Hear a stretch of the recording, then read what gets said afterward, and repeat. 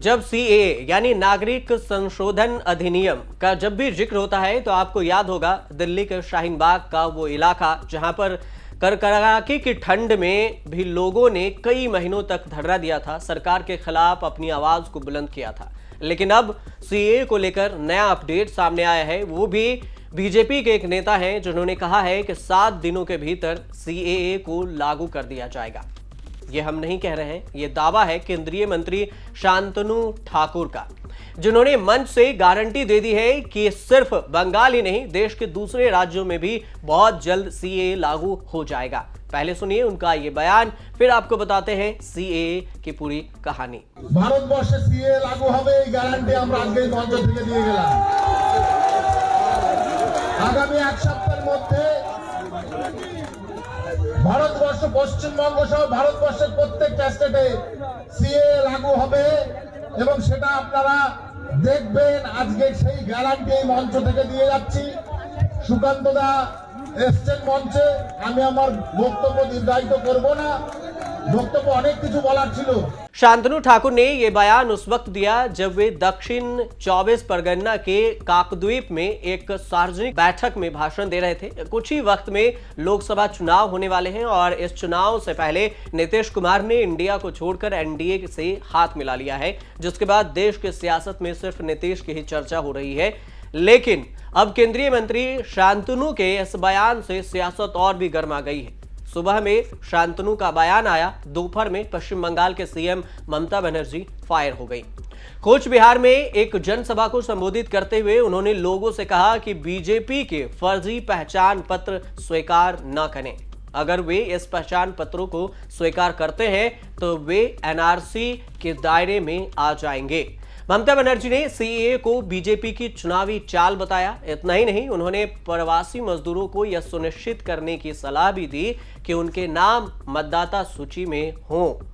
हालांकि इस मामले को लेकर सिर्फ ममता बनर्जी ही नहीं, कांग्रेस भी केंद्रीय नेतृत्व पर हमला बोल रही है। कांग्रेस नेता जयराम रमेश ने भी इसे बीजेपी का चुनावी जुमला बताया है। पहले जयराम रमेश का बयान भी सुन लीजिए। 4 साल हो गए हैं, कानून बना, पारित हुआ लोकसभा में, राज्यसभा में 9 बार सरकार ने एक्सटेंशन मांगी क्योंकि उस अधिनियम के लिए जो रूल्स बनने हैं वो बने नहीं थे।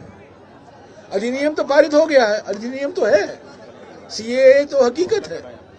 तो ये फिर से मैं कहूंगा, ये सिर्फ चुनावी नजरिए से ये ऐसी बातें की जा रही हैं।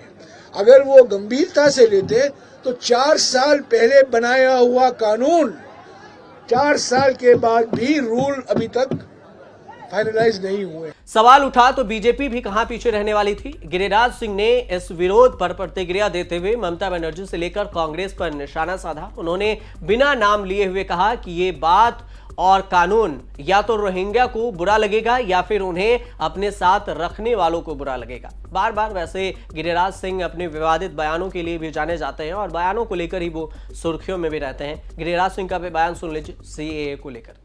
रोहिंग्या टाइप के लोगों को बुरा लगेगा, जिसको लोग अपने कलेजा में सटा के रखे हैं उन लोगों को बुरा लगेगा। अगर ये नागरिकता कानून नहीं बनेगा तो पूरे दुनिया से हिंदू को मार काट, गैर मुस्लिम बांग्लादेश से देखिए आए थे सिख भाई, अगर कानून नहीं बने तो क्या होगा। ये कानून बंगाल में टीएमसी के कलेजा पर चढ़ करके लागू किया जाएगा। वैसे सिर्फ शांतनु ही नहीं, दिसंबर 2023 में केंद्रीय मंत्री अमित शाह ने भी नागरिक संशोधन अधिनियम यानी सीएए को लेकर बयान दिया था कि देश का कानून इसे बताया था। उन्होंने चैलेंज किया था कि सीएए को लागू होने से कोई नहीं रोक सकता। पश्चिम बंगाल में एक सभा को संबोधित करते हुए अमित शाह ने यह बयान दिया था। इतना ही नहीं, उन्होंने पश्चिम बंगाल के सीएम ममता बनर्जी पर सीएए को लेकर लोगों को गुमराह करने का भी आरोप लगाया था। अब आपको बताते हैं कि ये सीएए है क्या। ये नया नागरिकता कानून 9 दिसंबर 2019 को लोकसभा में और 11 दिसंबर 2019 को राज्यसभा में पास हुआ। इसके बाद 12 दिसंबर को राष्ट्रपति ने इस कानून को मंजूरी दे दी। इस कानून के तहत बांग्लादेश, पाकिस्तान और अफगानिस्तान से 31 दिसंबर 2014 तक भारत आए प्रताड़ित गैर मुस्लिमों, जिसमें हिंदू, सिख, जैन, बौद्ध, पारसी और ईसाई हैं, उन सबको भारत की नागरिकता दी जाएगी सिवाय मुस्लिम के। इसके बाद आरोप लगा कि सीएए मुसलमानों के खिलाफ भेदभाव करता है और संविधान के धर्मनिरपेक्ष सिद्धांतों का उल्लंघन करता है। ममता बनर्जी ने भी घोषणा की थी कि वे बंगाल में सीएए, एनपीआर और एनआरसी की अनुमति नहीं देगी और उन्होंने 2020 में बंगाल में यह कहा था कि सीएए के खिलाफ जो प्रस्ताव पारित किया गया उसे लागू नहीं होने देंगे। इस कानून के खिलाफ हजारों लोग सड़क पर भी उतर आए थे। राजधानी दिल्ली से लेकर दूसरे राज्यों में भी विरोध प्रदर्शन हुए थे, बहुत सारी हिंसाएं भी हुई थी। अब देखने वाली बात यह होगी कि जिस विरोध प्रदर्शन, जिस सीएए को लेकर इतनी लंबी लड़ाई जनता द्वारा लड़ी गई, उसको कितने दिनों में लागू कर दी जाएगी बीजेपी सरकार के द्वारा, या फिर चुनावी मुद्दा बनकर ये रहेगा। इस साल ये कानून भी पता चल जाएगा कि इस कानून को लेकर बीजेपी का क्या स्टेप आगे रहा। आप देखते रहिए न्यूज़ तक।